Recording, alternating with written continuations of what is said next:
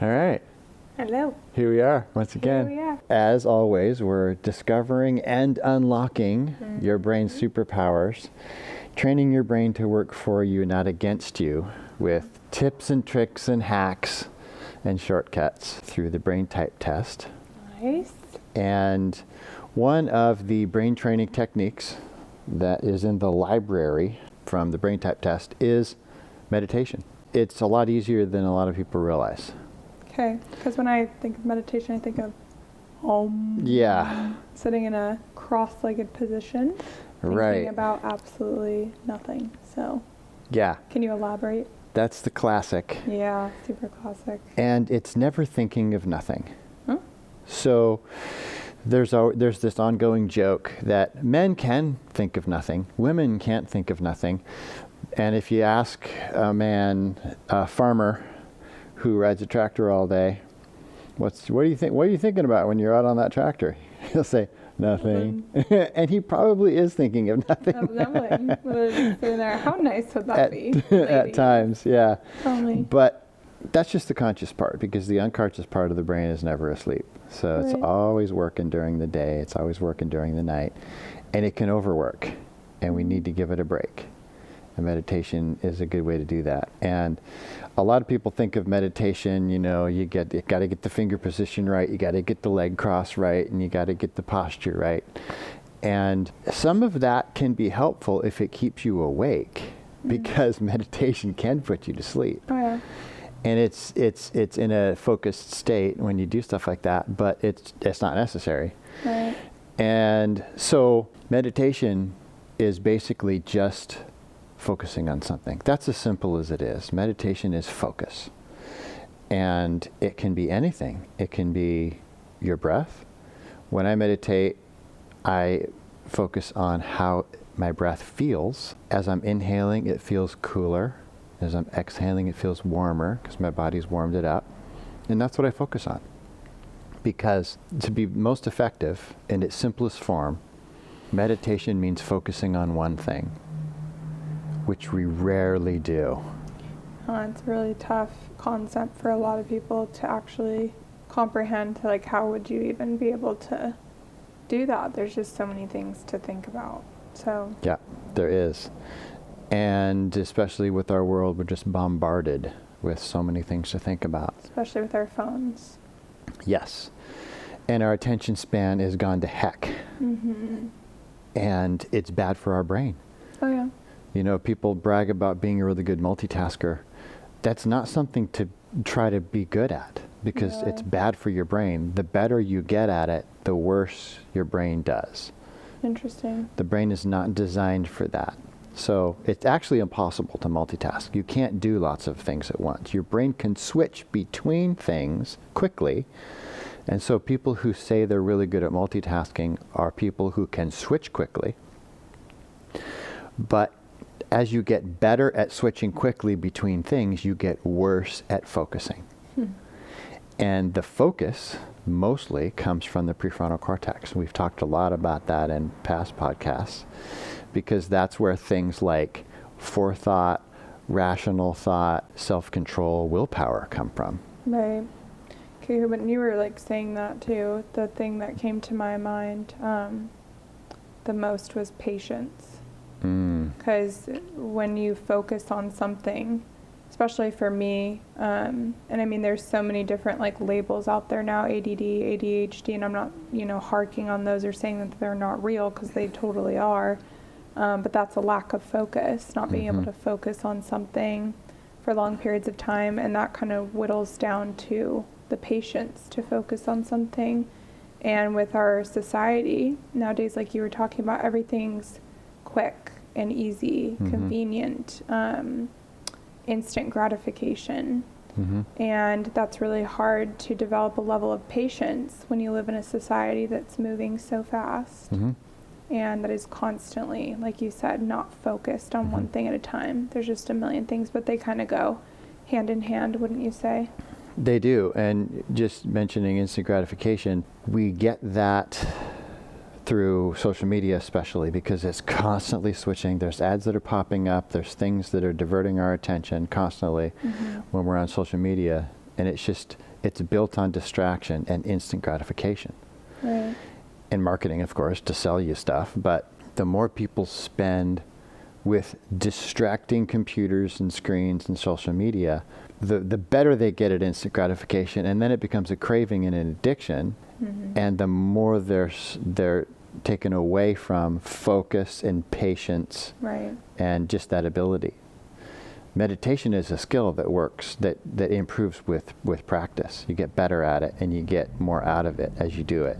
But it takes patience. So people who have no ability to focus and stay focused, and who are ruined with instant gratification. And it's actually, you see brain changes in MRI scans with these people that lose their ability to focus as they get pulled over more toward instant gratification and distractions and, shiny squirrels here and there. Attention span is just decimated. My sister's a teacher in California, and she said, with the shutdowns and the Zoom and all that and screen time, the attention spans completely fell off a cliff. Yeah. And she's a third grade teacher, and they were already pretty bad for Well, third when you're a graders. I mean, kid, when you're a kid, it's you want, there's just so your system overload constantly because you're learning about all these different things that's going on in your world, and you're trying to navigate through that. And as a child, that's why you have a parent, is to help you, guide you, to help you focus on things so that you can become an effective adult. But with all these different things that are happening with phones and, parents giving their kids phones, and I'm not knocking on parenting because I know what it's like having a child. I don't have one of my own, but I was a nanny, and it's really hard to just constantly be on as a parent, but it's just super important that we don't give them as much screen time. I think just kind of going off of what you just said, because of that reason, because it just diminishes their patience, which if it diminishes their patience, then they don't have any patience for things, and then your patience gets tried as well. Right. So it's kind of like you kind of have to figure out what's going to be better, not just for your kid, but also for you in the long run too. So it's just, and I mean, that's everybody, kids, adults, whatever, that social media, that screen time, it's affecting everybody. Yeah. So. And I think I told you that Bev and I are addicted to the Little House on the Prairie series right now. So it is such a great show. So cute. And if you look at the film techniques back in the late 70s and early 80s, scenes were long. And you have to have an attention span, because the scenes can be 2 or 3 minutes before it switches to another scene. But now you look at today's shows, switches. Unbelievably. It's just crazy how fast the scenes switch, because people have to have that. Because if it's more than 10 seconds, they get bored, and then they pull out their phone to get the addiction of the switching. I didn't even think about it like that. But along that, we were watching one of the episodes. I think we're in season 5 now. Yeah. And there was an advertisement, because we watch it on IMDb, Amazon. So there's ads. And this ad came up for a phone holder to put over, with the arm, to put over the changing table, so your baby can watch your phone while you're changing them. Because I'm sorry. I know. Because I'm sorry, but what? That's so. Because the baby is, the baby's, doing this, and it's hard to change them, and parents are in a hurry, and so then put this phone there over their face, so they focus on the phone, and they go into the blue light hypnosis, and then they're hypnotized while you're changing them, so you can get it done. Yeah. And it's just so many. That's too much. Toxic. It's an infant. It's unbelievable. Yeah. The meditation trains the PFC, which is the part of the brain that helps us focus. And when we're constantly distracted all day, it's the opposite of that. And the PFC actually shrinks as we use more of the rest of the brain. And so the brain stem, the reptilian, people call it reptilian part of our brain, gets bigger and stronger, and the PFC gets weaker, because we're spending most of our time over here and not over here. And meditation turns that around.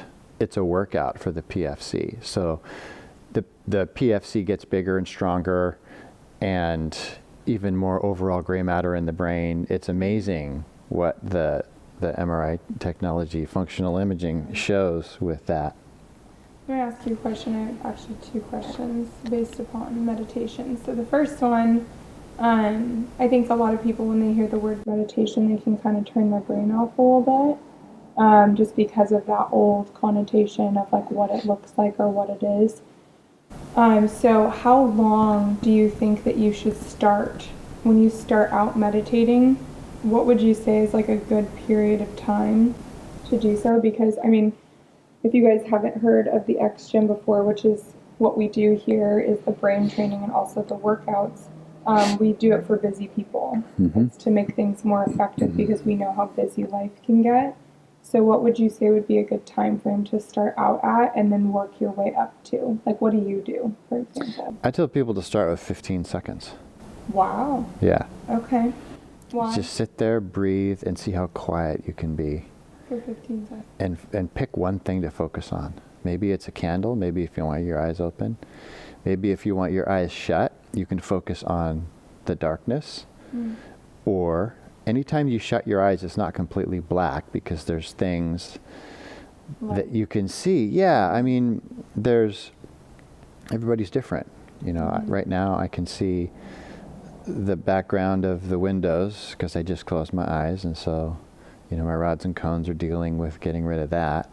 And then every once in a while there's something, a little shape, and because my eyes are doing things. The eyes are a nerve and they just do stuff. Another thing you could do is just sit there, focus on what you're hearing. And I say sit there because if you lie down in meditation, you probably will fall asleep. And the better you get at it, the more relaxing it is. And sometimes I'll even fall asleep if I'm sitting too comfortably. So I have to get forward. And this is where the whole leg cross thing and thing. So you're focusing, you're physically staying awake. But you don't need to do that. There's nothing magical about that. It's just sitting there. Now my back is not supported. I have to hold myself up. Or even sitting on a physio ball is a good way to go. Yeah. And then just focusing on one thing. Pick one thing and focus on that one thing. And then, 15 seconds. yeah. And if you're a beginner in this, that'll be hard. For 15 seconds to focus on one thing. You won't be able to do it your first time. So just lower your expectations. Right when I hit a minute, for me right now, currently, that's when I like kind of like start to want to do something else. Yeah. You know, your mind starts to wander. Yeah. And one of the things, like if you've ever done guided meditation or anything like that, because you can do, I would say that different brain types respond to different things.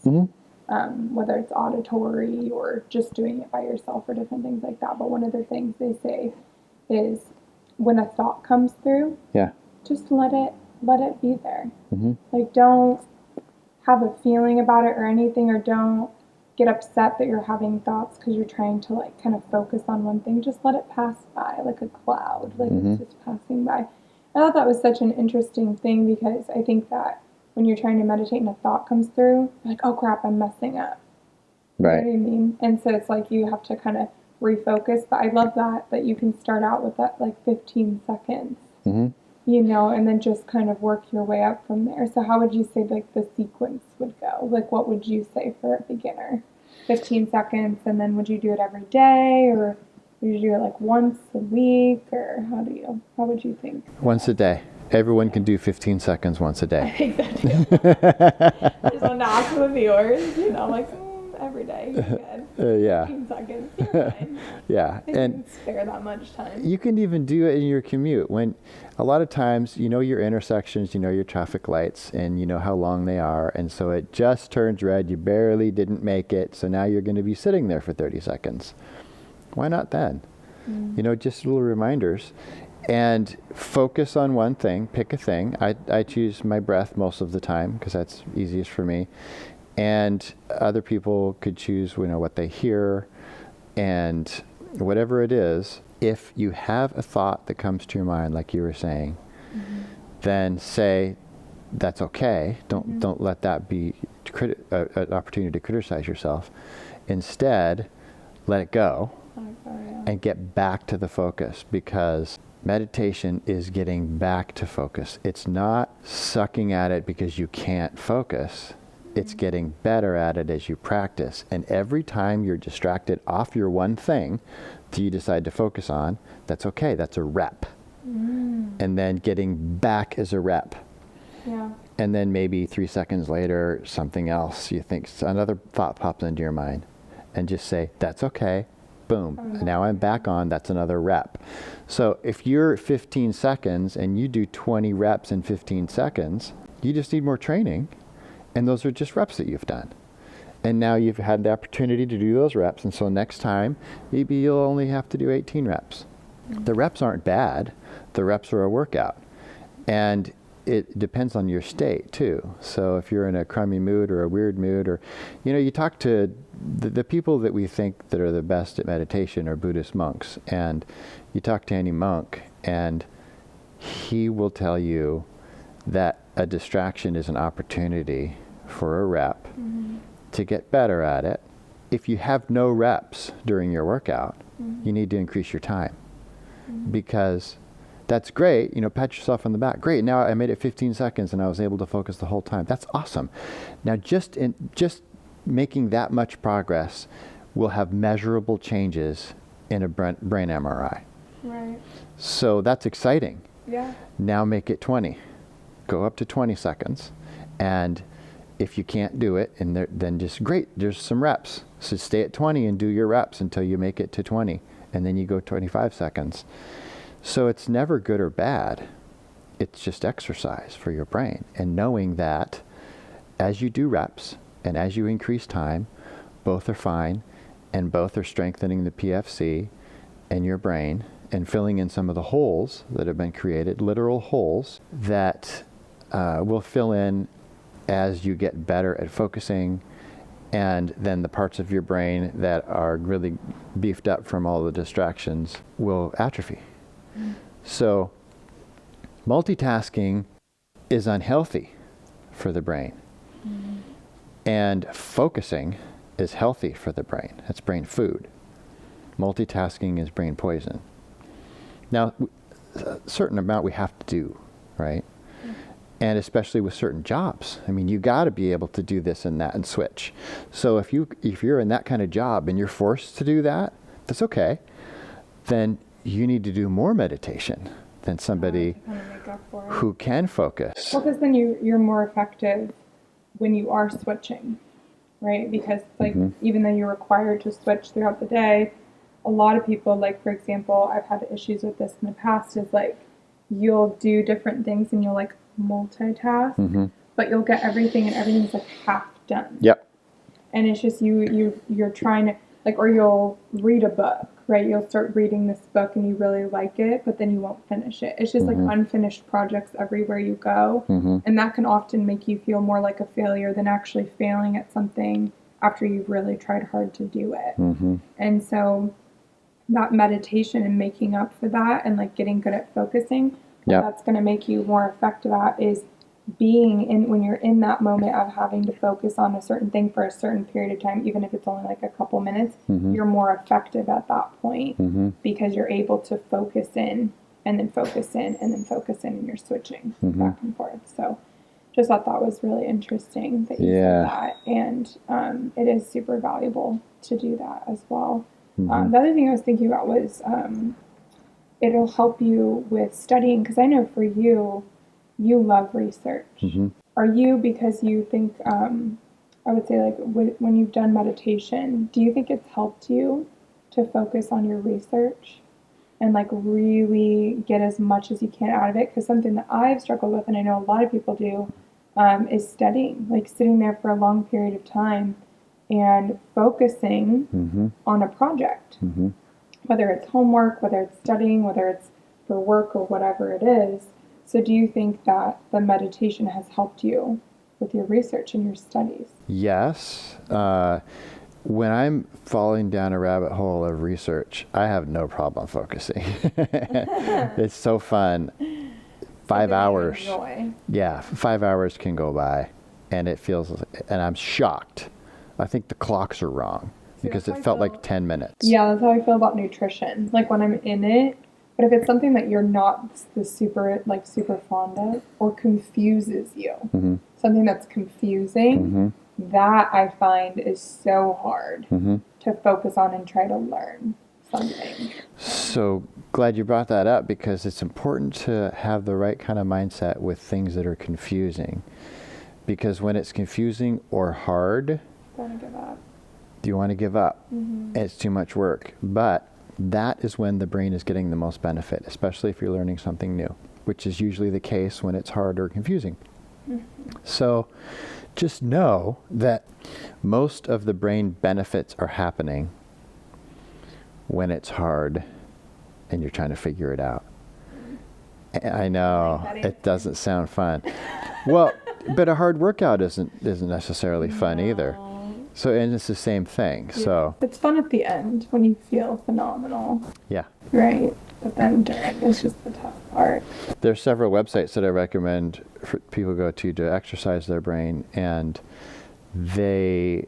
I tell people they're games, and at first it's really fun because it's easy, and you feel good at it, and then the game progressively gets harder, and then you're like, oh, this sucks, and then you turn it off, but at the point where you said, oh, this sucks, and you turned it off was when you were starting to get benefits. Interesting. Yeah, and so when you push through that, yeah, it's the so push through, the overcoming.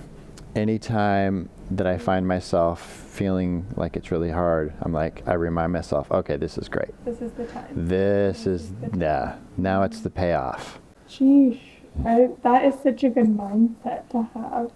And knowing that, I think, can change a lot of people's minds about things being hard.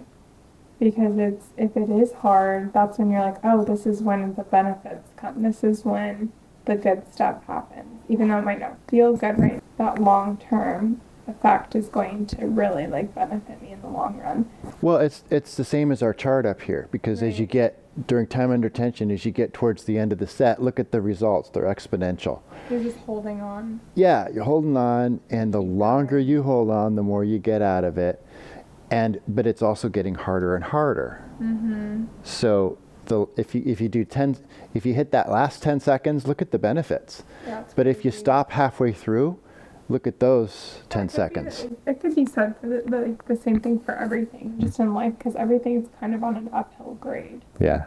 You're always kind of going uphill, Mm-hmm. and you're getting more benefits. But if you choose to go back down the hill, you just have to start over. Mm-hmm. It's not that it's going to get easier. Mm-hmm. Now it's just a different hard that you're choosing, because now you're having to climb back up that hill, especially if you want to get somewhere, right? And so it's just so interesting. That's just success, right? And success is based upon what you think is success, whether that's financial or whether that's peace in your life or whether that's love. It's always going to have that uphill grade. Mm-hmm. And then once you're up there, it's just going to get easier, but the benefits are at the top. Yep. And you just said the word peace, and that's peace and calm are another benefit to meditation, which people are having a lot of trouble with right now, because they're stuck in fear. When you're stuck in fear, your amygdala gets really big and strong, and your PFC starts to shrivel down and get really small. So meditation also takes you out of that and helps you escape from fear, so you can be calmer. Mm-hmm. And more patience and all those things that we want to have. Mm-hmm. And then the end result is more happiness. And the Apostle Paul gives us code words to think about. So he says in one of his verses, one of his letters, he says, think about whatever is true, noble, right, pure, lovely, admirable, excellent, praiseworthy.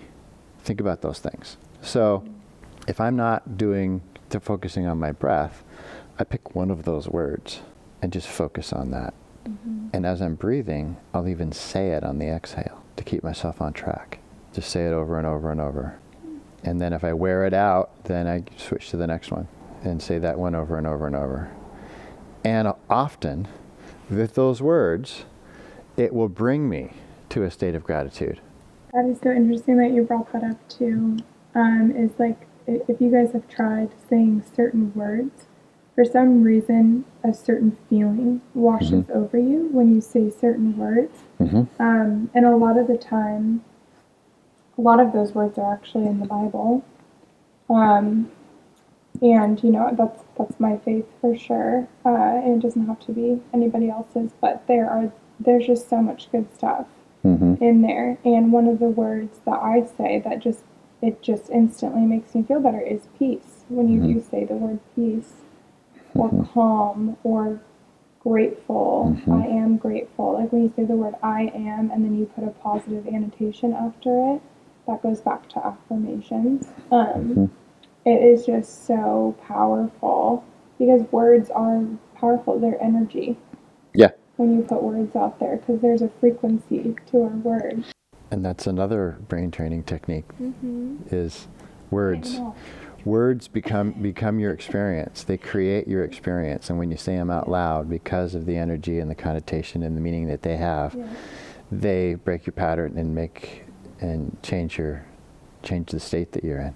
Well, yeah, because it's like you think about all these different brain training things, and even though they're different, they're all intertwined with each other. Yeah.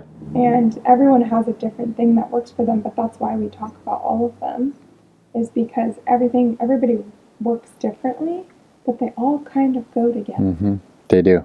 They really do bring you to that core peace, calm, happy, grateful attitude. And that's why it's so important to hack your brain Yeah. and like train it to do something different, because a lot of the times during life, like our brain's on autopilot, just kind of like going down a path. You get stuck in a rut. Your brain is just in this pattern.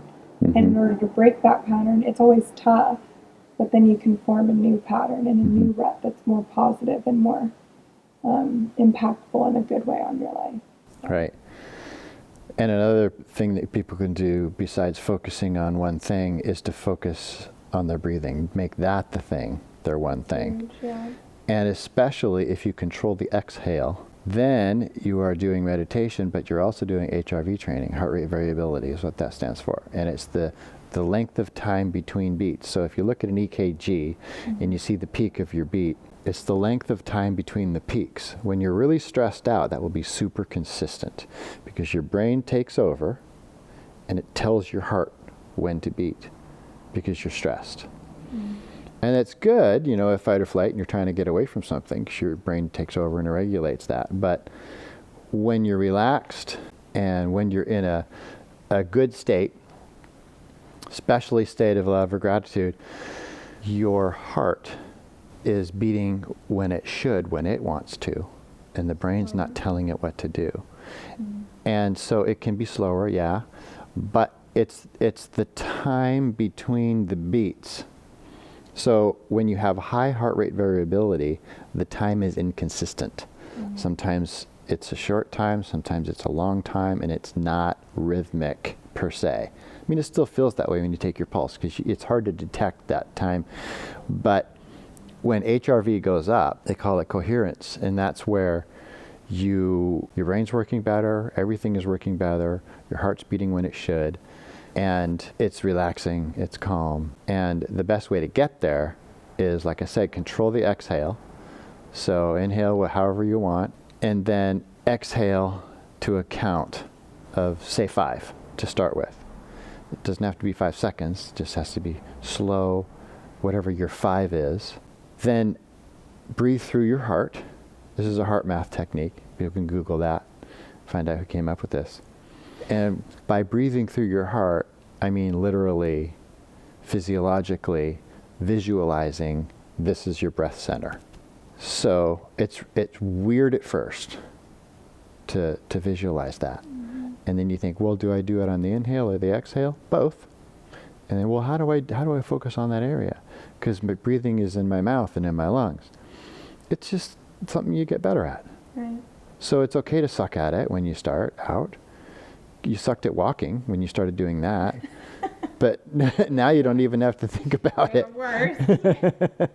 So this is just like that.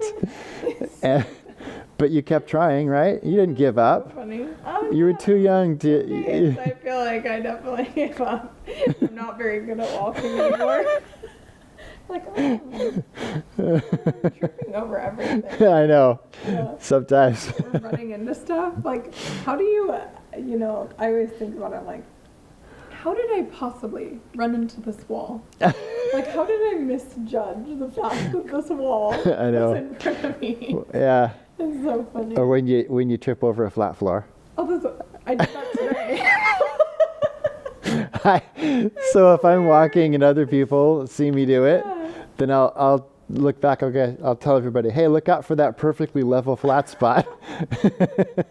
So focusing on one thing could be the breathing, and if it's the breathing, then you could step it up a little bit and control the exhales for heart rate variability, breathing through your heart. But just starting out, I mean, that all sounds more complicated than it should be in the beginning, because in the beginning it's just picking one thing, forgetting breathing. Well, of course you want to breathe, but well, it's 15 seconds. Breathing. Yeah, you could stop breathing for 15 seconds. That's what I focused on. But Turning purple. yeah. So it's just picking one thing and focusing on it and noticing how many reps you do in that 15 seconds. And all of them are fine because they're giving you benefit. Not that you try to do reps, but just knowing that they're okay. Like you said, the thought comes in, be okay with it. That's a rep. So you're just okay with it. And then once you make it to 15 seconds, maybe that'll be the first time. Maybe it'll take you 3 weeks. Or longer, it doesn't matter. It's just doing it that matters. Oh, just do it. Because doing it, even if you're doing lots of reps every time, you're still getting better. You're increasing your PFC. You're shrinking down the amygdala and the other places that are really good at switching back and forth between things.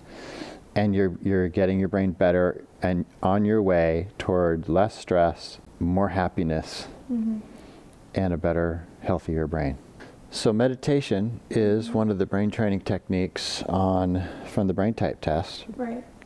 And there's a YouTube that I made to help people, get through it. It's way more specific than what we talked about today. But today is enough, to give people the freebie so they can start to do it. But this one is in the top 6 brain training techniques for the detective brain type, the general, the improviser, and the motivator.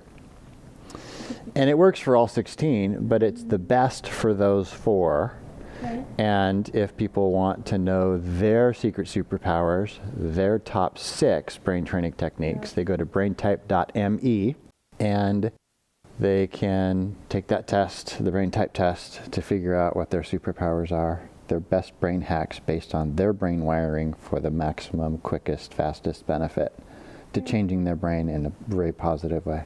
Yeah, it's definitely impacted my life in a lot of different ways, and yeah, I think it can do so much for other people, and that's why we talk about these different brain hacks and kind of go into depth about them, because everybody's different, everybody works different, everybody has a different brain type, but yeah, this is a really good one, meditation. Yep.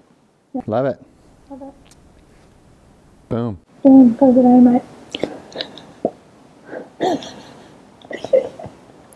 And that's all I have to say about that.